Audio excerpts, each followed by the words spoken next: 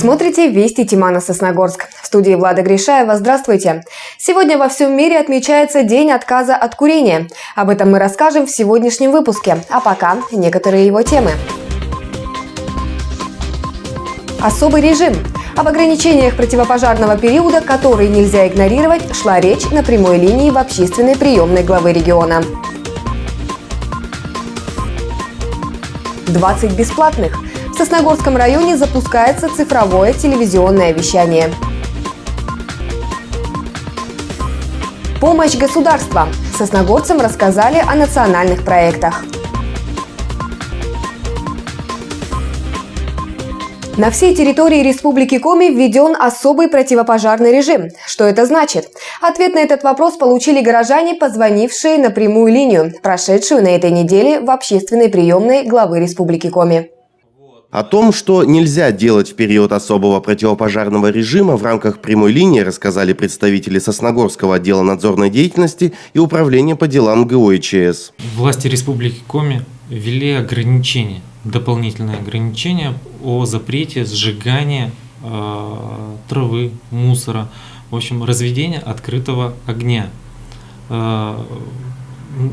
Если до 27 числа у нас действовали просто ограничения. Сжигать мусор можно было, да, но по определенным правилам. Это требования металлические емкости, противопожарные разрывы от такого костра. То в настоящее время в принципе запрещено. Даже сжигание в металлической емкости запрещено. Потому что действует вот такой режим. Горожанка, позвонившая на прямую линию, рассказала о том, что в выходные планируют отдых с семьей на природе. А такие выезды всегда подразумевают приготовление пищи на костре.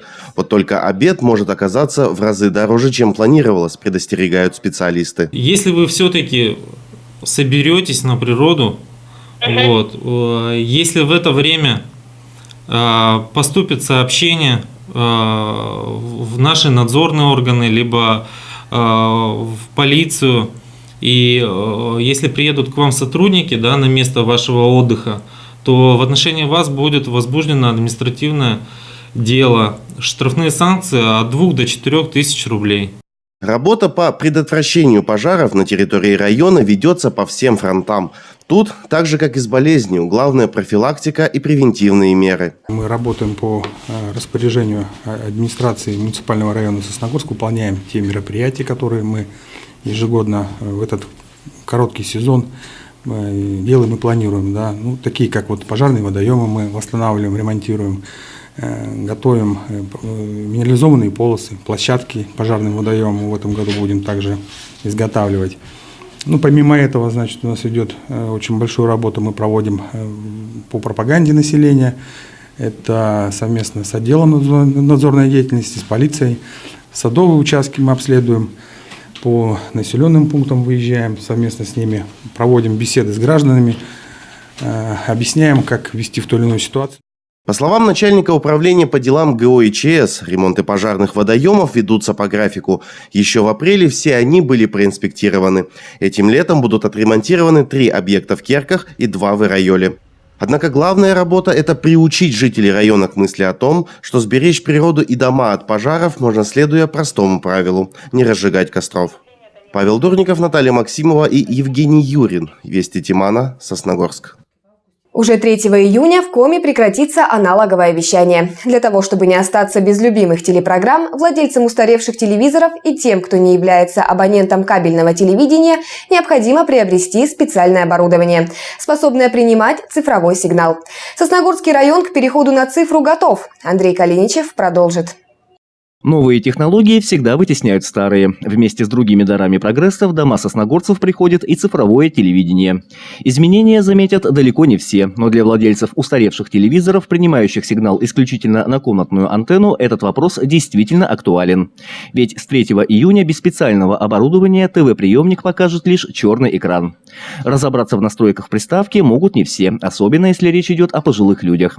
В этом случае на помощь придут волонтеры. Нам поступают заявки, мы ходим, подключаем, потому что не все люди разбираются, как их подключать. Технологии новые, мы помогаем.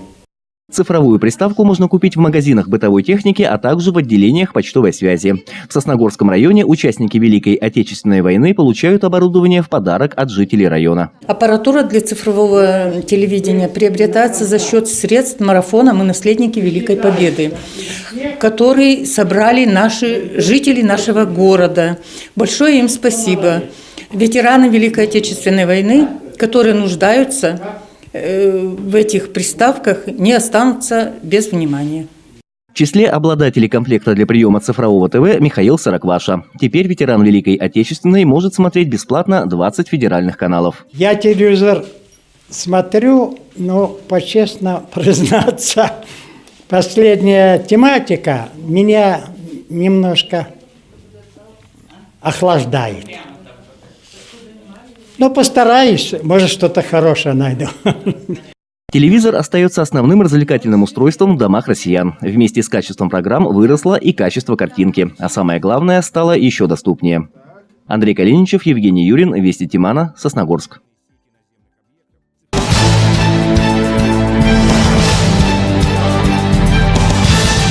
Сегодня во всем мире отмечается День борьбы с курением. В этот день во многих городах можно встретить масштабные акции и флешмобы, целью которых является полный отказ от табака в 21 веке.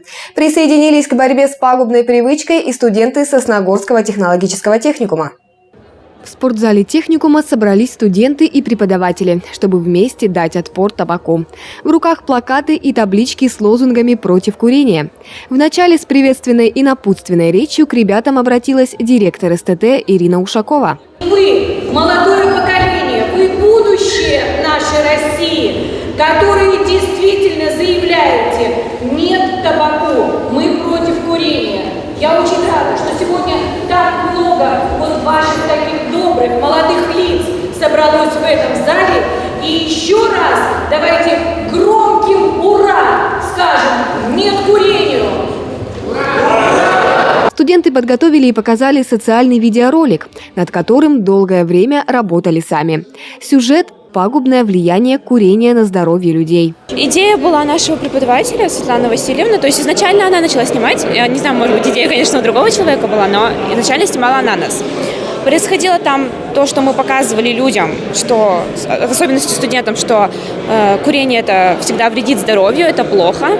Но, однако, откликались не только студенты, но и взрослые люди. Просто, возможно, это не попало в видео, но у нас многие взрослые люди откликались, выходили из машин, советовали нам, желали удачи. Также в социальном ролике ребята показали, как проводили всевозможные акции с прохожими. Например, проверяли легкие, надувая воздушные шары, пока те не лопнут. Меняли сигарету на конфету, запускали вредную привычку из огромной рогатки. А в акции «Забей на сигарету» в прямом смысле прибивали ее молотком. Влияет на дни события, давит, диктует форматы и стили. Мы на пороге большого открытия сильной, свободной, богатой России. Студенты СТТ проделали немалую работу. Накануне Всемирного дня отказа от курения ребята самостоятельно оформили стенд, где каждый выразил свое отношение к этой вредной привычке. На данный момент табакокурение является одной из самых пагубных привычек, и Россия стоит по-моему, на первом месте по миру именно по табакокурению. То есть мы являемся самой курящей страной. И мне кажется, данное мероприятие принесет хорошие плоды в плане отказа от курения. Закончилось мероприятие небольшим флешмобом. С плакатами в руках ребята продемонстрировали всем окружающим то, что табак является злейшим врагом для каждого человека. Влада Гришаева, Евгений Юрин, Вести Тимана, Сосногорск. Более 10 национальных проектов будут реализованы на территории России с 19 по 24 год. Они разделены на следующие направления – человеческий капитал, комфортная среда для жизни и экономический рост. Реализацию 2 нацпроектов, посвященных поддержке граждан, находящихся в трудных жизненных ситуациях, а также развитию предпринимательства, обсудили на этой неделе на встрече с безработными жителями Сосногорска. С июня этого года в рамках реализации национального проекта «Демография» планируется внедрение семейного социального контракта для малоимущих семей с детьми.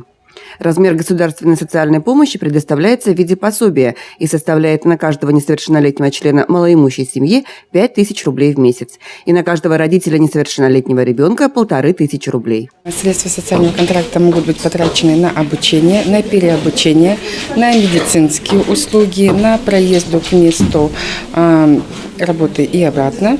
Могут быть потрачены также на погашение задолженности по жилищно-коммунальным услугам, если есть задолженность за детский сад, и на иные цели.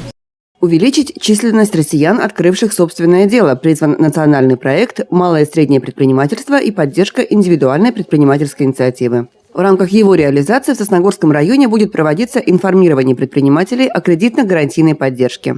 Обучение как предпринимателей, так и граждан, которые только планируют открыть свое дело. А также оказываться финансовая и имущественная поддержка. Цель его – это вовлечение, сегодня категория незанятые граждане, вовлечение в том числе незанятых граждан открыть свое дело. Результатом станет увеличение занятых у субъектов малого и среднего предпринимательства, в том числе открытие новых ИП. В завершении мероприятия все участники встречи получили информационные материалы, а также индивидуальные консультации специалистов. Елена Двожик, Андрей Калиничев и Евгений Юрин. Вести Тимана, Сосногорск.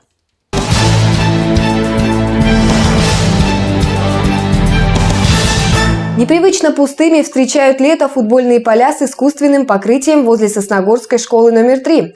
Ворота демонтированы, рядом с ограждением трудятся рабочие. В этом году в рамках проекта «Народный бюджет» здесь ведутся ремонтные работы. Работы ведутся по восстановлению и ремонту ограждающих конструкций по периметру футбольных полей. Также полная замена навеса над скамейками запасных. Также окраска всех металлических конструкций. Напомним, проект «Народный бюджет», инициированный главой Коми Сергеем Гапликовым, несколько лет назад стал популярен во всех муниципалитетах региона. Жители и различные организации сами выдвигают проекты, которые могут быть реализованы на условиях софинансирования. В этом году в Сосногорске будет реализовано 8 народных проектов на сумму почти в 3 миллиона рублей. А вот ремонт полей будет завершен к концу июня. Так что в середине лета здесь снова начнутся футбольные баталии. И ребята различных возрастов вновь будут выяснять, чья команда сильнее. В данный момент изыскиваются средства для приобретения новых сертифицированных футбольных ворот. Значит, для малого футбольного поля ворота 3х2 метра размером. Ворота соответствуют всем нормам ГОСТам и стандартным правилам футбольных полей, которые являются антивандальными, уже не опрокидывающимися и полностью безопасными. И продолжая тему футбола. Вчера в Сосногорске стартовал региональный этап всероссийских соревнований «Кожаный мяч». На этот раз на поле вышли юноши 8-9 годов рождения. А вот сами игры проходят в зачет региональной спартакиады учащихся за здоровую республику Коми в 21 веке. Сосногорск в очередной раз принимает игры серии «Кожаный мяч». Ранее за первое место регионального турнира боролись команды 6-7 годов рождения. Сегодня на стадионе «Гладиатор» играют ребята помладше.